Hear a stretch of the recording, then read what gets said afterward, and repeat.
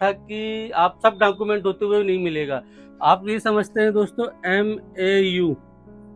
अब दोस्तों ये देखिए कि आप किस ब्रांच का या बैंक का करना चाहते हैं क्लेम। जैसे आप जानते हैं दोस्तों, नमस्कार दोस्तों, DSP अकाउंट के थ्रू जो 30 लाख रुपए मिलते हैं जो बैंक देता है, तो उसके बारे में आज मैं आपको कंप्लीट जानकारी दूंगा। दोस्तों, बैंकों ने जो नियम और शर्तें बनाई है वो बहुत कठिन है। अगर आप उनकी नियम और शर्तों का पालन नहीं कर पाते हैं तो आपको जो एक्सीडेंट इंश्योरेंस का पैसा मिलना है वह बहुत ही नामुमकिन है। तो आज के वीडियो में कुछ ऐसी बातें बताऊंगा कि आपके अगर डॉक्यूमेंट भी कंप्लीट हैं तो भी आपको फिर एक्सीडेंट इंश्योरेंस का पैसा नहीं मिल पाता है। ये दोस्तों आज का वीडियो शुरू करते हैं। और दोस्तों, जैसा आप जानते हैं, DSP जो डिफेंस सैलरी पैकेज होता है और पेंशनरों के लिए डिफेंस पेंशन गोल्ड होता है।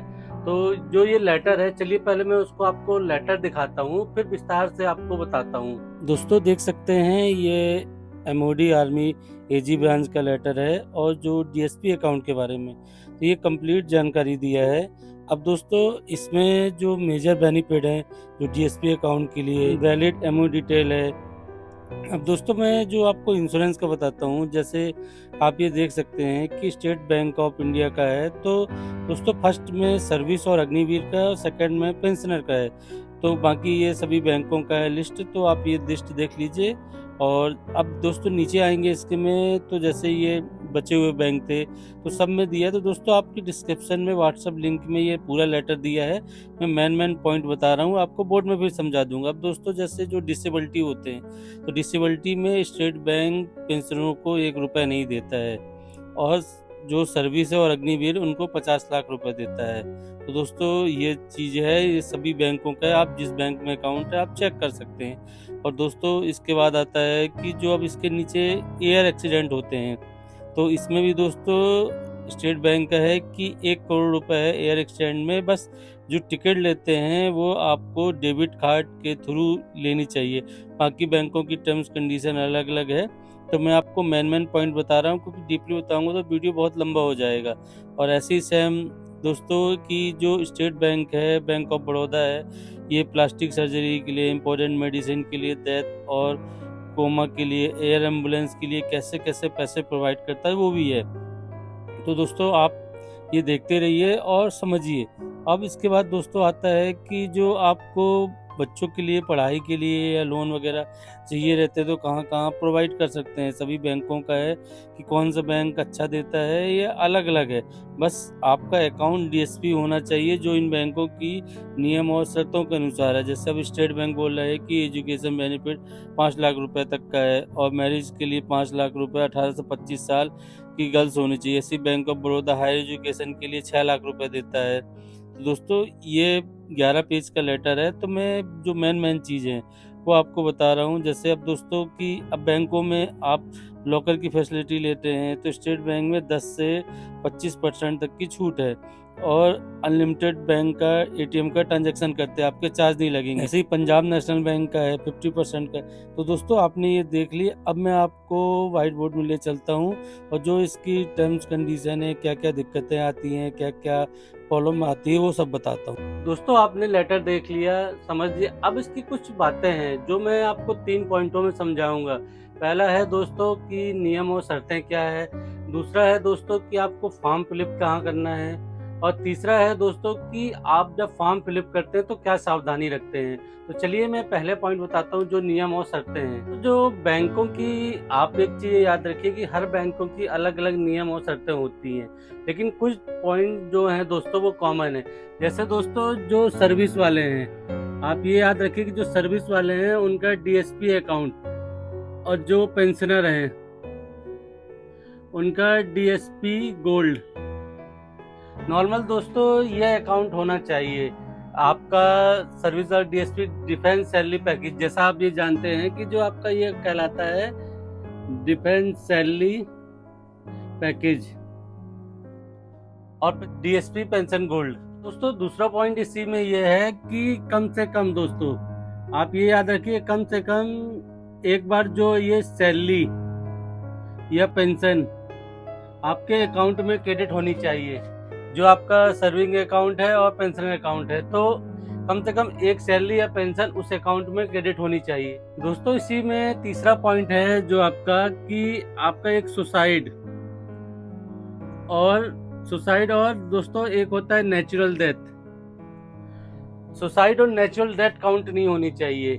जो आप एक्सीडेंट के लिए क्लेम करेंगे तो ये सुसाइड और नेचुरल डेथ को नहीं इंक्लूड किया गया है। इसी में दोस्तों नेक्स्ट पॉइंट है जो आपका है कि जो दोस्तों आपसी झगड़े, आप ये याद रखिए, आपसी झगड़े हो गए, आपसे दुश्मनी निकालने के लिए या कोई मारपीट हो गई तो वो इंक्लूड नहीं होना चाहिए कि उसमें आप क्लेम नहीं कर सकते कि आपको चोट लगी है तो आप एक्सीडेंट का जाके दुर्घटना बीमा के लिए आप क्लेम करिए कि आपसी लड़ाई झगड़ा था या कानूनी तौर पर लड़ाई झगड़ा था, उसके अनुसार भी इसमें इंक्लूड नहीं कर सकते। दोस्तों इसमें एक लास्ट पॉइंट है जो दोस्तों बैंक वाइज मैं इसलिए लिख रहा हूँ कि जो हर बैंक की अलग अलग है। आप जैसे स्टेट बैंक का लेते हैं, स्टेट बैंक में 30 लाख का है और अदर बैंकों में 50 लाख का है। सब बैंकों की नियम और शर्तें अलग अलग हैं। तो अप्लाई करने से पहले जो डिफेंस के साथ एमओयू साइन हुआ है तो आप उसको गौर से पढ़ लीजिए क्योंकि सब बैंकों की अलग अलग है। दोस्तों ये तो हो गया आपका नियम और शर्तें। अब दोस्तों मैं ये बताता हूँ कि क्लेम कैसे करना है। दोस्तों आपको क्लेम कैसे करना है तो आप एक चीज याद रखिए कि आपका कोई एक्सीडेंट या कोई भी आपके साथ दुर्घटना होती है तो जिस बैंक में, आप याद रखिए कि जिस बैंक में आपकी सैलरी या पेंशन, आप दोनों मतलब जिस बैंक में आपकी सैलरी या पेंशन आती है उस बैंक में 1 मंथ के अंदर आपको रिपोर्ट करना है कि हमारे साथ ये कैजुअल्टी हो गई है। और उसके बाद दोस्तों इसी में एक चीज है कि अगर जैसे हैंडीकैप होते हैं, जो विकलांगता कहते हैं, हैंडीकैप या डेथ में, तो दोस्तों 1 महीने का भी टाइम पीरियड नहीं, तो हो सकता है जितनी जल्दी से जल्दी आप ये रिपोर्ट करते हैं आपके लिए बहुत अच्छा होता है। दोस्तों जैसे आप 1 महीने की बात करते हैं तो इसी में दूसरा पॉइंट होता है कि आपने ब्रांच से तो फॉर्म ले लिया और फॉर्म लेके आप बैंक को जो उसकी नियम हो सकते हैं। आप मैं एक चीज आपको बार बार ये कह रहा हूँ क्योंकि देखिए दोस्तों ये जरूरी नहीं कि मैं अभी स्टेट बैंक का नाम ले रहा हूँ, कैनरा का ले रहा हूँ, आईसीआई का ले रहा हूँ या किसी का भी ले रहा हूँ। हो सकता है मैं जिसका नाम न लूँ उसकी टर्म्स और कंडीशन अलग अलग हो। तो आप बैंक से जब फॉर्म कलेक्ट करते हैं तो उसको फुलफिल करके आप बैंक में जमा करेंगे तो पहले आप टर्म्स कंडीशन पढ़ लीजिएगा कि उस बैंक की टर्म्स कंडीशन क्या है। दोस्तों मैंने वीडियो के स्टार्ट में बोला था कुछ बातें ऐसी हैं जो आप नहीं चाहते हुए कि आपको पूरा फॉर्म फिलअप होने के बाद भी आपको एक्सीडेंट का इंश्योरेंस नहीं मिलता, तो वो मैं आपको अभी लास्ट में बताऊंगा। लेकिन पहले आप ये देखिए कि फॉर्म फिल कीजिए। दोस्तों जैसे ही आप फॉर्म फिल कर लेते हैं तो जो आपकी एप्लीकेशन होती है, आप एप्लीकेशन को उस ब्रांच में डिपॉजिट कीजिए और उससे एक रिसिप्ट लीजिए। ये हमेशा याद रखिए कि आप जो एप्लीकेशन जमा करते हो तो उसका एक रिसिप्ट लीजिए कि हाँ ये मैंने एप्लीकेशन दी है, इसका रिसिप्ट ये है। तो दोस्तों आइए 2 पॉइंट आप समझ गए नियम शर्तें क्या थी और क्लेम कैसे करना है। अब मैं तीसरा पॉइंट बताता हूँ दोस्तों, जो मोस्टली बहुत गलतियां होती हैं तो वो मैं बताता हूँ आपको कि आपको क्या गलतियां नहीं करनी। तो जब आप एक्सीडेंट का क्लेम करते हैं तो आपने टर्म कंडीशन पढ़ ली, फॉर्म फिलअप करते हैं तो दोस्तों कुछ बारीकी चीज होती है वो आपको याद रखना है, नहीं तो आपको दिक्कत जाएगी। जो मैंने फर्स्ट में बोला था कि आप फॉर्म फिलअप करने के बावजूद इतनी टर्म्स कंडीशन है, बैंकों की नियम और शर्तें हैं अलग अलग बैंकों की, तो आपको नहीं मिल पाएगा। तो दोस्तों पहला इसमें दोस्तों आप ये याद रखिए कि जो आपका पीएम और एफआईआर, पोस्टमार्टम एफआईआर होता है फर्स्ट इंस्पेक्शन रिपोर्ट।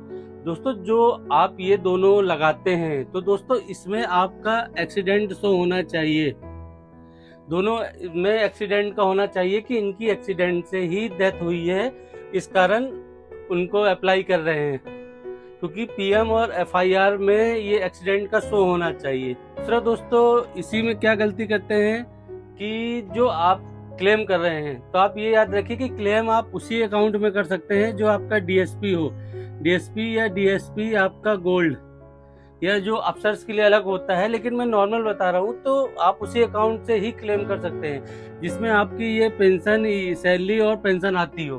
तो आप हमेशा याद रखिए कि वही अकाउंट देना है, वही अकाउंट में क्लेम करना है। इसी में दोस्तों गलती हमसे और क्या होती है कि जो हमारा टाइम पीरियड है, आप ये याद रखिए कि जो टाइम पीरियड बैंकों का है अलग अलग है, लेकिन मोस्टली दोस्तों 1 मंथ आपको एक्सीडेंट के बाद 1 मंथ का टाइम रहता है आपको क्लेम करना है। कहीं कहीं 1 साल भी होता है, लेट भी होता है।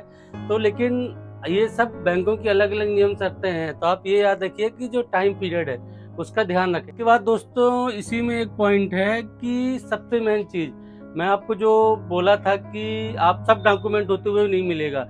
आप ये समझते हैं दोस्तों MAU।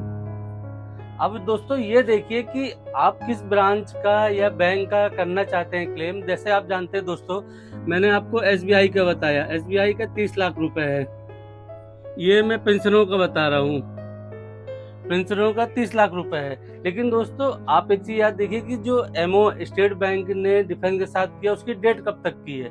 आप जब क्लेम करने जा रहे हैं तो जैसे आप देखिए दोस्तों, आपकी स्क्रीन में भी दिख रहा है कि ये पेंशनों की डेट दी हुई है कि इस डेट से इस डेट तक है। पहले सर्विस वालों का है तो सर्विस में 2 चीज इंक्लूड है, एक सर्विस और एक अग्निवीर। दूसरा पेंशनों का है। तो दोस्तों इसमें देखिए कि आपका 13 अगस्त से लेके दोस्तों आपका ये दिसंबर, आप ये मानिए कि आपका 2024 तक ही है। जैसे अभी जो MO साइन हुआ है, तो आप ये देखिए कि सबसे जरूरी चीज कि आपको देखना है कि जिस बैंक में, मैं तो एग्जांपल SBI का बताया हूँ कि दिसंबर तक है, 2024 तक ही है इनका MO। अभी 2024 तक जब एक्सटेंड हो जाता है तो ठीक है। तो सबसे लास्ट इंपॉर्टेंट चीज आती है कि जो आप एप्लीकेशन देते हैं, आप ये याद रखिए कि जो आप एप्लीकेशन दे रहे हैं उसमें आपका दोस्तों फोन नंबर और ईमेल आईडी ये जरूरी होना चाहिए।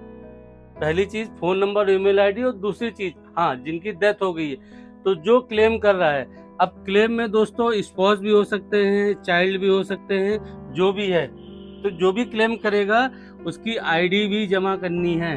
आप ये याद रखिए कि अपनी आईडी भी साथ में एप्लीकेशन के दीजिए, क्योंकि दोस्तों बहुत गड़बड़ियाँ हो जाती है, फिर आप चाह के भी जो आपको सुविधा मिलती है वो आप ले नहीं पाते। तो आई होप दोस्तों आप समझ गए होंगे। हाँ, आपको DSP जो अकाउंट है या DSP पेंशन गोल्ड के संबंध में कुछ और कंफ्यूजन है या कोई कमेंट्स है तो आप नीचे कमेंट कीजिए, मैं उसका जवाब देने की कोशिश करूंगा। मिलते हैं एक नई वीडियो। नमस्कार दोस्तों।